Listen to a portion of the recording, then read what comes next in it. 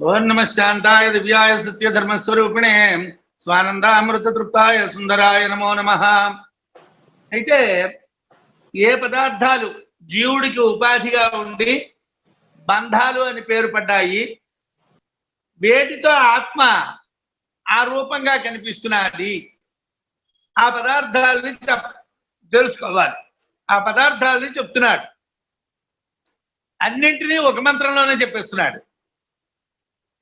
అవి ఉపాధులు, అవి బంధములు, వాటినే మనం ఆత్మ అని అనుకుంటున్నాం. వాటిని చెప్తున్నాడు.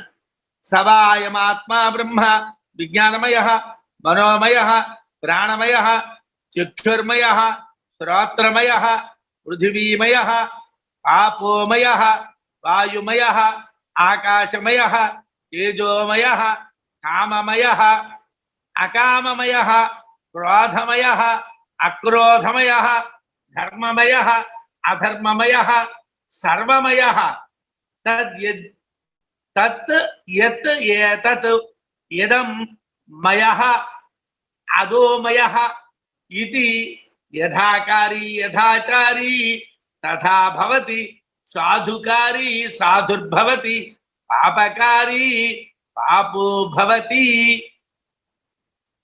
అంటే ఇప్పుడు లోకంలో అందరము ఆత్మ అంటే ఏమిటండి, కళ్ళండి, ముక్కండి, చెవులండి, నోరండి అని మాట్లాడుతూ ఉన్నటువంటి వాటిని చెప్పాడు.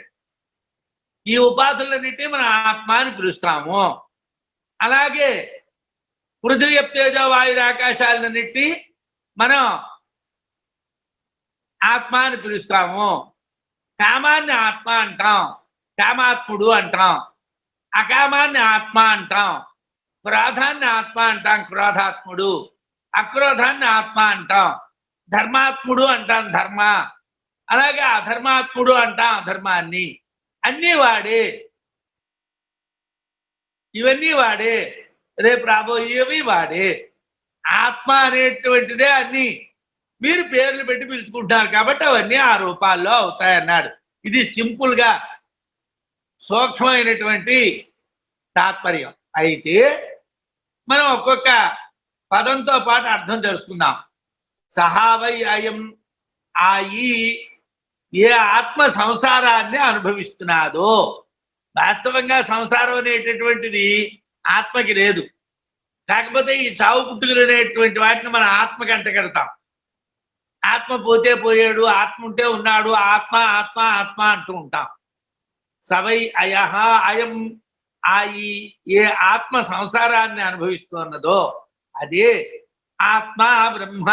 ఆత్మ బ్రహ్మ, ఆత్మ బ్రహ్మ అని దాన్ని అంటారు. అది పరమైనటువంటిది, ఆకలి దప్పికలకు అతీతమైనటువంటిది. పరబ్రహ్మాన్నే మనం ఆత్మ అంటూ ఉంటాం.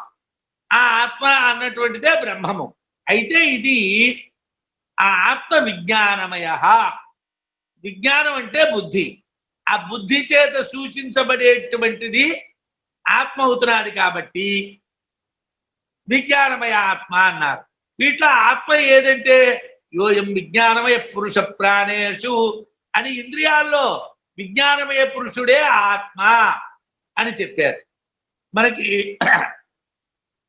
4వ బ్రాహ్మణం 4వ అధ్యాయం 3వ బ్రాహ్మణం 7వ మంత్రంలో యోయం విజ్ఞానమయ పురుష ప్రాణేషు అని చెప్పారు. అలాగే మనకి 1-2 అధ్యాయాల్లో కూడా విజ్ఞానమయ పురుషుడు విజ్ఞానమయ పురుషుడు అని చెప్పుకున్నాం. అక్కడ మయట్ అన్నటువంటి శబ్దానికి మనం విజ్ఞాన ప్రచురుడు అని కూడా అర్థం చెప్పుకున్నాం. ఇప్పుడు ఇక్కడ ఏమిటండి అని అంటే ఆత్మ బ్రహ్మ, ఆకలి దప్పికలకి అతీతమైనటువంటిది. ఆ ఆత్మ విజ్ఞానమయము అంటే బుద్ధి చేత సూచించబడేది. వాస్తవంగా ఆత్మ కాదు, బుద్ధి చేత సూచించబడేటువంటి ఆత్మ. అంటే విజ్ఞానమయ ఆత్మ, అది విజ్ఞానమయము అని అంటే విజ్ఞానం అనేటువంటిది బుద్ధి గుణం. బుద్ధి చేత సూచించబడేటువంటి ఆత్మ మాత్రమే. దాన్ని ఇంద్రియాల్లో మనం విజ్ఞానమయ పురుషుడే ఆత్మ అని చెప్పాం. విజ్ఞానమయ పురుషుడే ఆత్మ అంటారని. విజ్ఞానమయం అంటే విజ్ఞాన ప్రాయము, విజ్ఞాన ప్రచురము అని కొంతమంది అర్థం చెప్తారు. అంటే పూర్వపక్షం చేసేవాడు. భగవత్పాదుల వారు విజ్ఞాన ప్రాయము అన్నారు. వాస్తవంగా విజ్ఞానం కాదు, విజ్ఞానం లాంటిది, ఆ ఆత్మ విజ్ఞానం లాంటిది అది బుద్ధి చేత సూచించబడుతుంది, విజ్ఞాన ధర్మాలతో ప్రకాశిస్తుంది. ఎందుకంటే మానవుడు విజ్ఞాన ధర్మాల్ని మనస్సులో భావిస్తాడు, అంటే మననం చేస్తాడు. అదే ఆత్మ ధ్యానిస్తున్నది, చేష్టలు చేస్తున్నట్టుకున్నది, ధ్యానిస్తున్నట్టుకున్నది, ధ్యాయతీవా లేలాయతీవా అన్నటువంటి చోట చెప్పాం 4:3-7లోనే. ఏమిటది? మానవుడు విజ్ఞాన ధర్మాల్ని మనస్సులో భావిస్తాడు. మానవుడు విజ్ఞాన ధర్మాలన్నింటినీ మనస్సులోనే భావిస్తాడు. అంటే ధ్యానిస్తున్నట్టుకున్నది, చేష్టలు చేస్తున్నట్టుకున్నది మనస్సులో భావనలు మాత్రమే. ఆత్మ విజ్ఞానమయం అంటే విజ్ఞాన ప్రాయమైనటువంటిది మాత్రమే, విజ్ఞాన ధర్మాలతో ప్రకాశిస్తుంది. అంటే విజ్ఞానమయము అంటే ఆత్మ విజ్ఞానమయము. అయితే ఒక్క విజ్ఞానమయమేనా? మనోమయ. ఆత్మ మనస్సుతో సాన్నిహిత్యం వల్ల మనోమయం అవుతుంది. అంటే బుద్ధికి దగ్గరగా ఉండడం వల్ల విజ్ఞానమయం అన్నాం, మనస్సుకి దగ్గరగా ఉండడం వల్ల మనోమయము అన్నాం. అదేవిధంగా ఆత్మ ప్రాణమయ, అంటే ప్రాణాలకి దగ్గరగా ఉండడం వల్ల ప్రాణమయము అన్నాం. అంటే వాస్తవంగా దానికి ఆత్మ కన్నా ముందు ఏమిటి హృదయం ఉంటుందన్నాం. హృదయంలో బుద్ధి మనస్సు ఉంటాయన్నాం. బుద్ధి మనస్సు దాటిన తర్వాతను ఏమిటి? ఇంద్రియాలు ఉంటాయి. అంటే అది అభిమాని దేవతలు ఉంటాయి. వాటిలో ప్రాణం ముఖ్యమైనటువంటిది. ప్రాణం అంటే ఏమిటి? ప్రాణ అపాన వ్యాన ఉదాన సమాన అనేటువంటి వ్యాపారాల చేత నడిచేటువంటి జీవశక్తి, దాన్ని ప్రాణము అంటారు. 5తో నడిచే జీవశక్తి. ఈ బుద్ధి తరువాత మనస్సు తరువాత ఆత్మకి దగ్గరగా ఉండేది ఏది అని అంటే ప్రాణం. దాన్ని బట్టి ప్రాణమే ఆత్మ అని అంటూ ఉంటారు. అదేవిధంగా ఆత్మ చక్షుర్మయం, అంటే చక్షు రూపాన్ని చూపెడుతుంది. రూపాన్ని చూసేటువంటి సమయంలో ఆ కంట్లో ఆత్మ కలిసిపోయినట్టుగా ఉంటుంది. ఆత్మ యొక్క చైతన్యం ఉంటే కానీ కన్ను పనిచేయదు అని మనం జ్యోతి బ్రాహ్మణంలో చెప్పుకున్నాం. కన్ను పనిచేయాలి అని అంటే ఆత్మ యొక్క చైతన్యం దానికి ఉండాలి అని చెప్పుకున్నాం. ఆ స్వయం ప్రకాశమైనటువంటి చైతన్యం ఉంటేనే కన్ను పనిచేస్తుంది అన్నాం. ఆత్మ చక్షుర్మయం, అంటే రూపాన్ని చూసేటప్పుడు కన్నుతో కలిసిపోయినట్టు ఉండడం వలన చక్షుర్మయము అన్నాం. చక్షు అంటే కన్ను, కన్నుతో అది నిండిపోయింది అంటే కన్నుతో నిండిపోవడం కాదు, కంటి యందు ఆత్మశక్తి పనిచేస్తున్నారు. అక్కడేమిటన్నాం? కన్నుని ఆత్మ అన్నాం. చక్షురు ఆత్మ, చక్షువే ఆత్మలా అనిపించింది. నిజంగా అది ఆత్మ కాదు, అది ఇంద్రియం. కానీ ఆత్మ యొక్క శక్తి అక్కడ పనిచేయడం వల్ల ఆ కన్నుని ఆత్మ అన్నాం. అది పక్కకి వెళ్ళింది. శ్రోత్రమయ, ఆత్మని శ్రోత్రమయం అన్నాం. శ్రోత్రమయం అంటే వినేటప్పుడు కూడా ఆ చైతన్య శక్తి ఉండాలి, ఉండకపోతే వినబడదు. అంటే చెవున్నప్పటికీ కూడా వినిపించాలి అని అంటే ఆ చైతన్య శక్తి కావాలి, ఆత్మశక్తి కావాలి. ఆత్మ అనేటటువంటి శక్తి అక్కడ పనిచేస్తున్నారు కాబట్టి శ్రోత్రమయ అన్నారు. అలాగే ఏ ఇంద్రియం పనిచేసేటప్పుడు ఆ ఇంద్రియాన్నే ఆత్మగా చెప్తాం. జిహ్వని చెప్పామనుకో జిహ్వామయ అంటాం, లేకపోతే ముఖాన్ని చెప్పామనుకో ముఖమయ అంటాం, లేకపోతే చర్మాన్ని చెప్పామనుకో చర్మమయ అంటాం.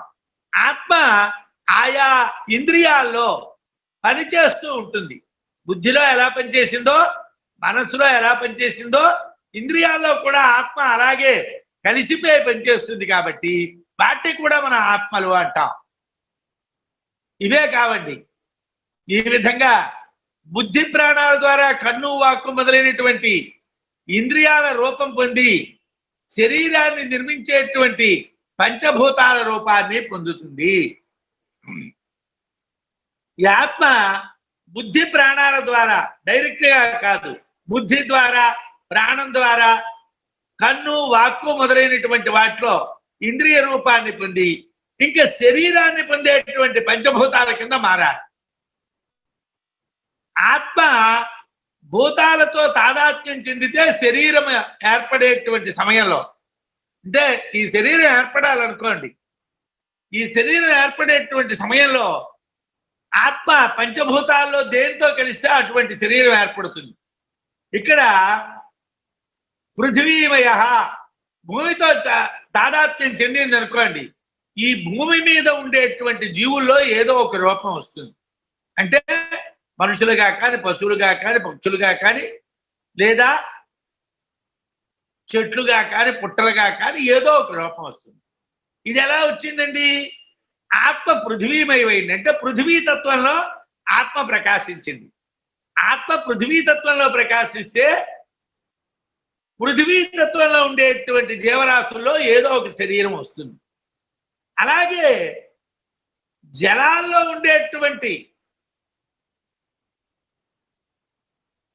పుట్టుక కానీ వచ్చేటట్టుగా, జలాల్లో కానీ లీనమైనట్టుగా అయితే, వరుణాది లోకాల్లో జలప్రధానమైనటువంటి శరీరం ఏర్పడితే ఏవో చేపలుగానో లేకపోతే జల జంతువులుగానో పుట్టడం జరుగుతుంది.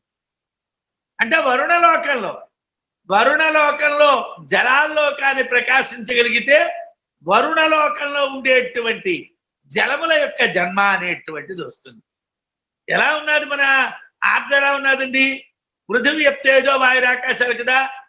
పృథివీ తత్వంలో కానీ ఆత్మ ఉన్నట్టుగా అనిపిస్తే భూమి మీద జంతువులుగా పుడతారు. జలాల్లో ఉన్నట్టు కానీ ప్రకాశిస్తే జలాల్లో కానీ వరుణలోకంలో కానీ జన్మ ఏర్పడుతుంది.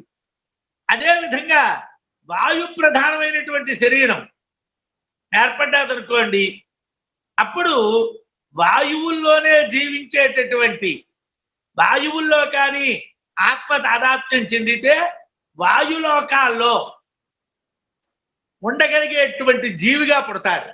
అంటే జ్యోతిర్గణాలన్నీ వాయులోకంలో ఉంటాయి. అలాగే వాయులోకంలోని, అంటే మన ఈ భూమి కాకుండా మీద ఉండేటువంటి వాయులోకంలో కానీ ప్రకాశించినట్టుగైతే అక్కడ జీవించగలిగేటువంటి శరీరాలు పుడతాయి. అది వాయుమయ. నీళ్లలో అయితే ఆపోమయ. వాయువుతో తాదాత్మ్యం చెందితే వాయులోకాల్లో పుట్టడం జరుగుతుంది. ఆకాశంతో ఒకవేళ కానీ తాదాత్మ్యం చెందితే శూన్యంలో ఉండేటువంటి, అంతరిక్షంలో ఉండేటువంటి ఏదో ఒక మండలంలో శరీరం కలుగుతుంది. అంటే జ్యోతిర్మండలంలోనో ఏదో ఆకాశంలో ఉండే ఏదో ఒక మండలంలో శరీరం కలుగుతుంది. ఇదే ఇక్కడ అగ్ని చెప్పలేదు. పృథివీతో ఆత్మ తాదాత్మ్యం చెందితే పృథివీమయ అన్నాడు. నీళ్లతో ఆత్మ తాదాత్మ్యం చెందితే ఆపోమయ అన్నాడు. వాయువుతో ఆత్మ తాదాత్మ్యం చెందితే ఆకాశమయ అన్నాడు. మరి అలాంటప్పుడు ఏమండి, అగ్ని కోసం ముందు చెప్పాలి కదండి ఆకాశం కన్నా. అంటే దాని తర్వాత చెప్తున్నాడు తేజోమయ. అంటే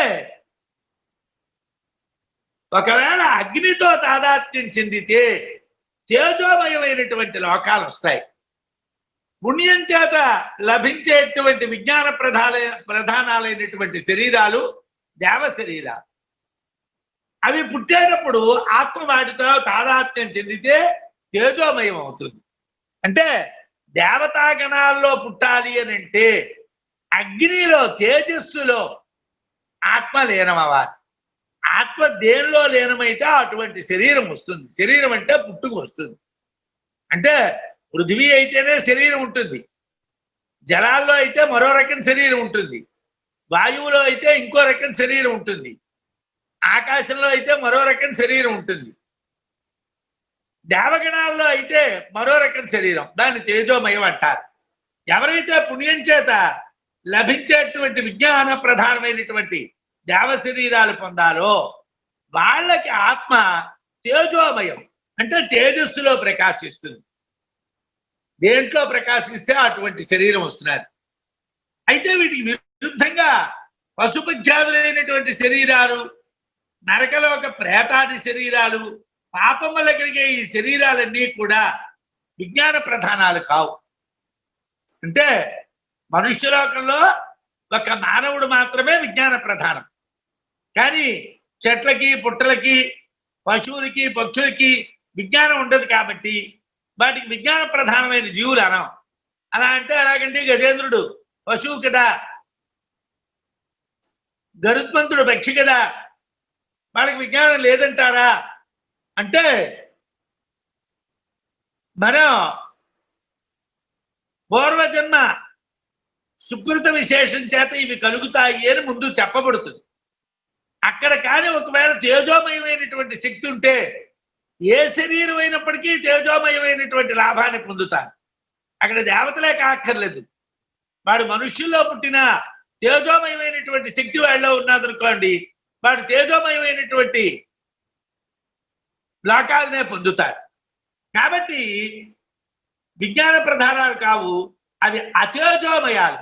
తేజోమయ, అతేజోమయ అంటే పశుపక్షాది వృక్షాది రూపాలన్నీ కూడా అతేజోమయములైనటువంటివి, కాంతి లేనటువంటివి.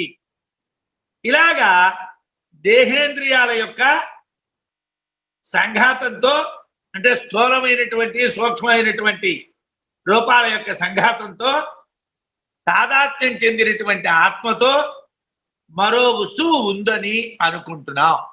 వాస్తవానికి ఆత్మ ఒక్కటే ఉన్నది. కానీ ఆత్మ ఇలా శరీరాల్లో ప్రవేశించడం వలన ఈ శరీరాలతో కూడుకున్నటువంటి జగత్తు వేరు, ఈ ఇంద్రియాలతో కూడుకున్నటువంటిది వేరు అన్నటువంటి భావన కలుగుతున్నాడు. బుద్ధి, మనస్సు, ఇంద్రియములు, అలాగే పృథివీ, ఆప్తేజో, వాయురాకాశాలు, వీటిల్లో ఆత్మ ప్రకాశించడమే జగత్తు.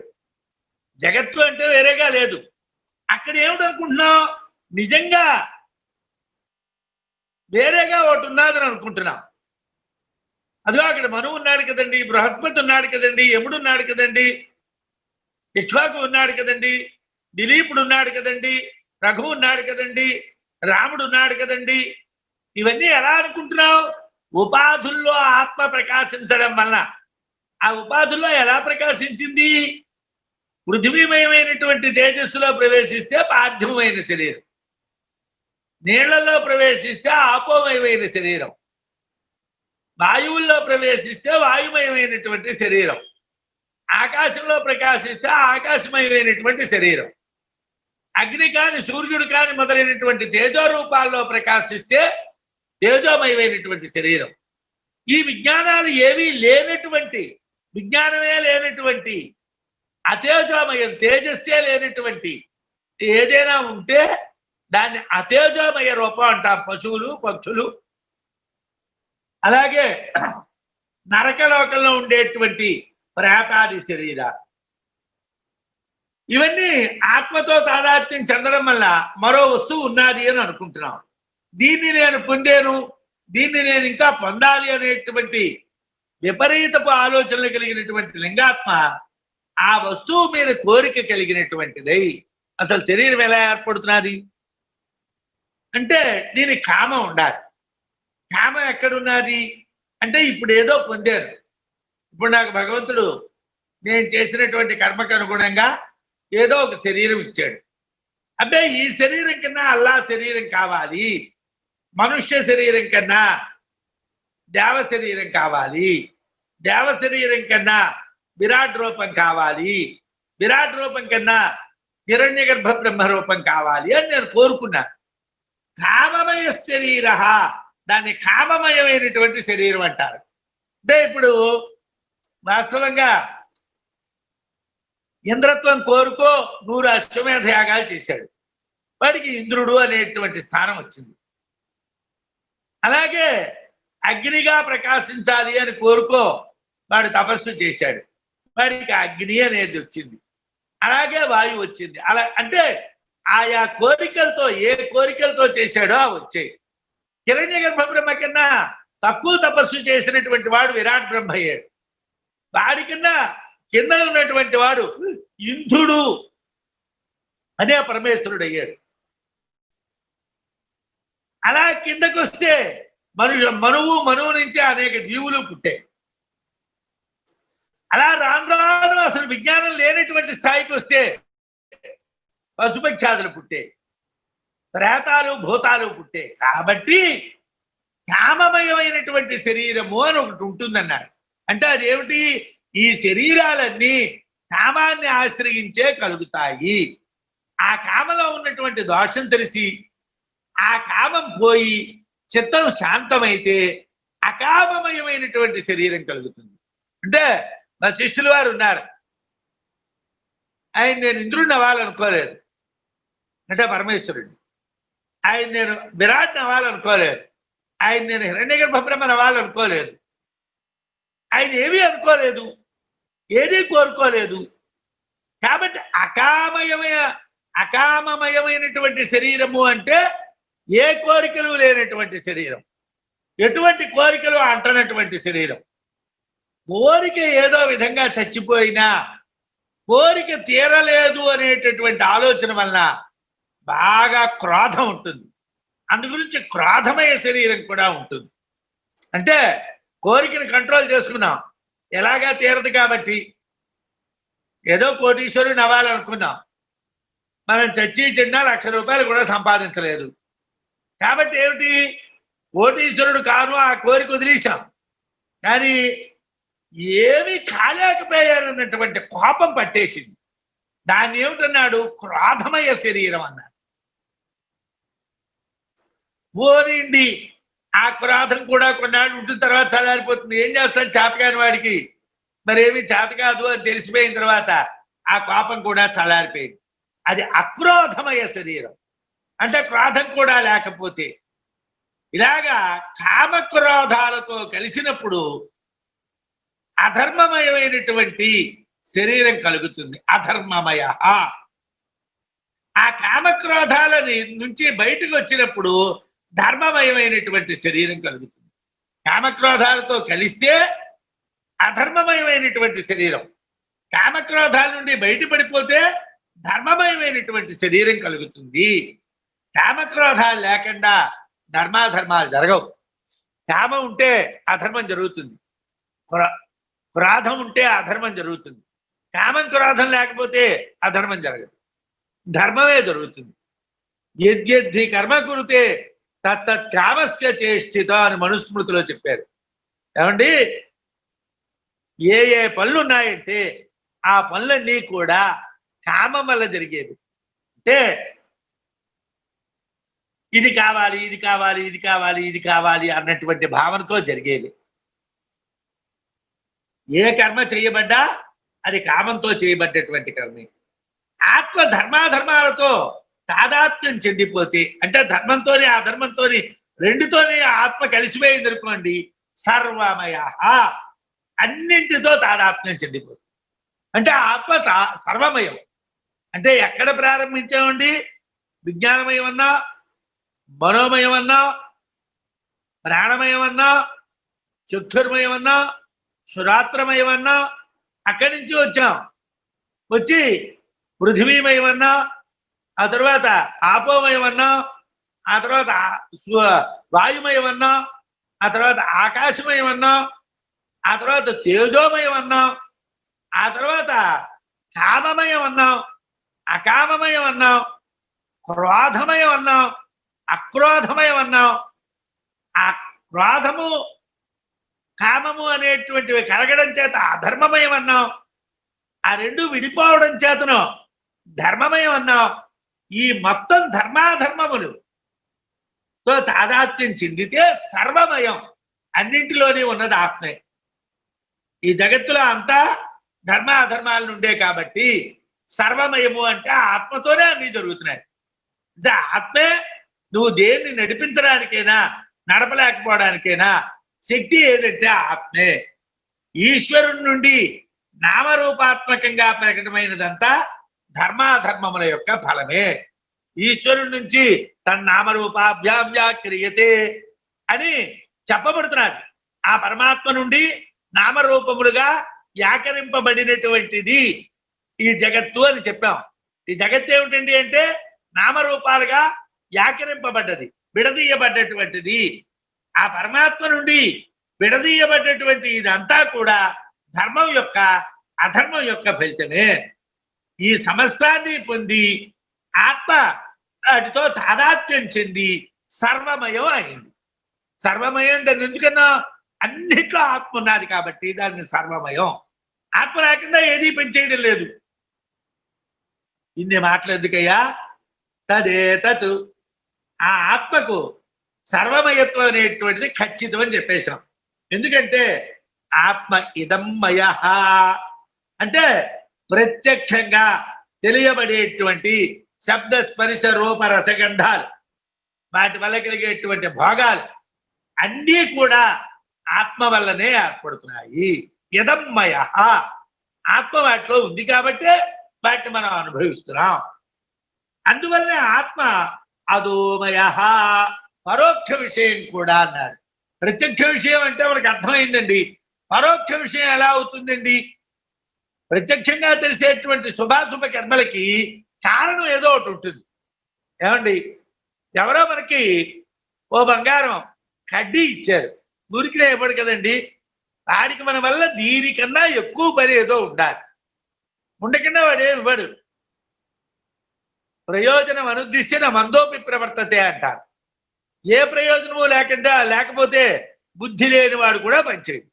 మరి అదమ్మయ అంటే పరోక్షానికి ఏమిటి కారణం? ప్రత్యక్షం.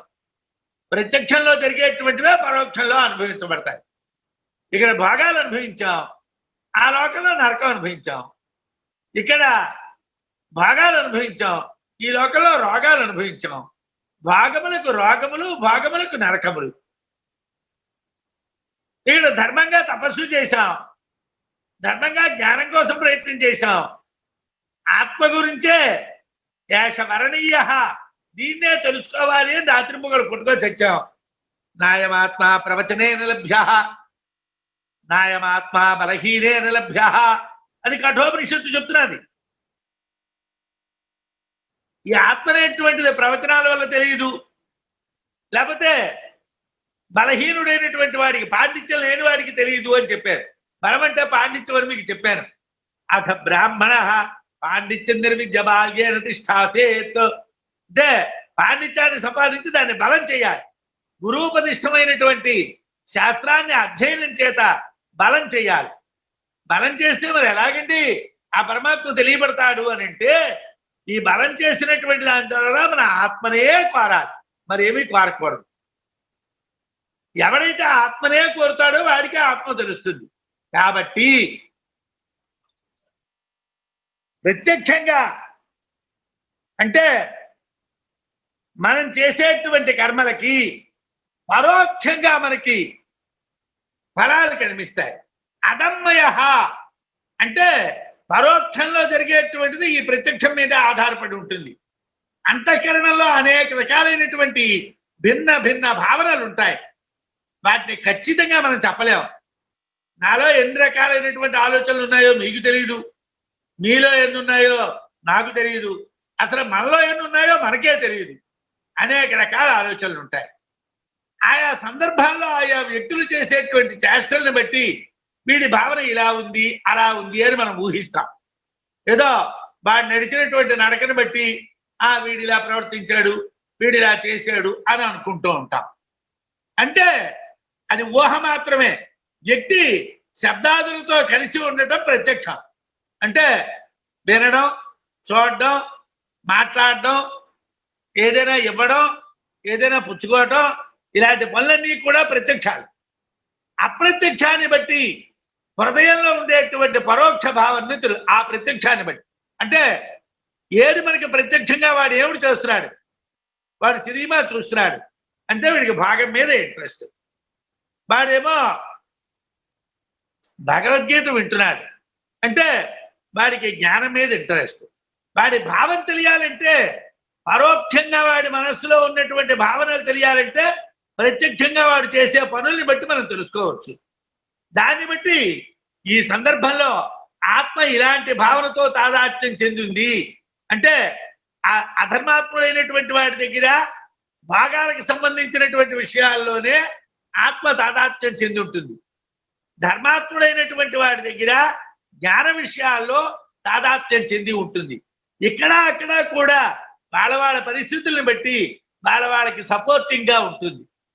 సంక్షేపంగా చెప్పాలంటే ఈ లింగాత్మ ఏ విధమైనటువంటి చేష్ట స్వభావం కలిగినటువంటిది అవుతుందో ఆత్మ ఆ విధంగానే యథాకారి యథాచారి చేసేటువంటిది ఆచరించేటువంటిది అవుతుందన్నాడు.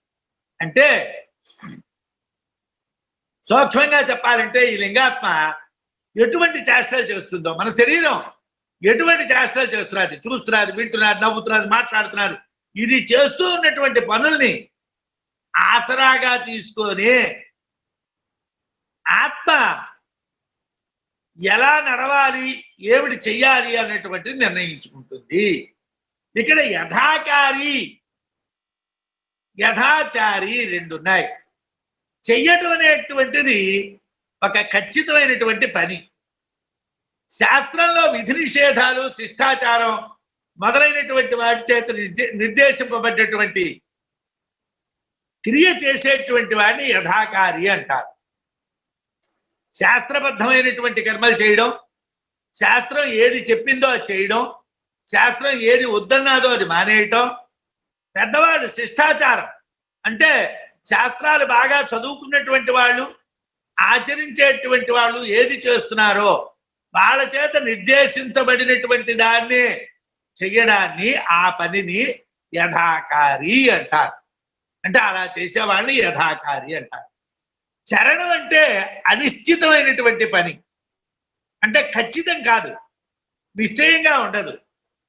శాస్త్రంలో విధి నిషేధాలు, శిష్టాచార సంబంధం లేనటువంటి పని.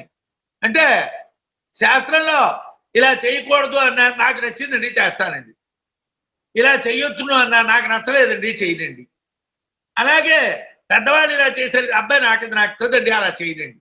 అంటే వాడి స్వతంత్రంగా వాడు ఆలోచించుకొని వాడు నడిచేటువంటి వాడిని యథాచారి అంటారు. యథాచారి అంటే స్వేచ్ఛగా శాస్త్ర విషయాల్ని పట్టించుకోకుండా నడిచేవాడిని యథాచారి అంటారు. శాస్త్ర విషయాలు పట్టించుకో పనిచేసేటువంటి వాడిని యథాకారి అంటారు. ఇదే యథాకారి యథాచారి పదాల మధ్యన తేడా. సాధుకారి, సాధువు మంచి పని చేసేటువంటి వాడు పుణ్యాత్ముడు, వాడు యథాకారి అంటే మంచి పనులు చేసేవాడు, వాడు పుణ్యాన్ని ఆచరిస్తాడు కాబట్టి వాడు మంచివాడు, వాడు యథాకారి. పాపకారి పాపో భవతి, పాప పని చేసేటువంటి వాడు అంటే శాస్త్ర విరుద్ధమైన పనులు చేసేవాడు, వాడు యథాచారి. అందువల్ల పుణ్యాత్ముడు యథాకారి, పాపాత్ముడు యథాచారి అవుతాడని చెప్పారు. స్వస్తి.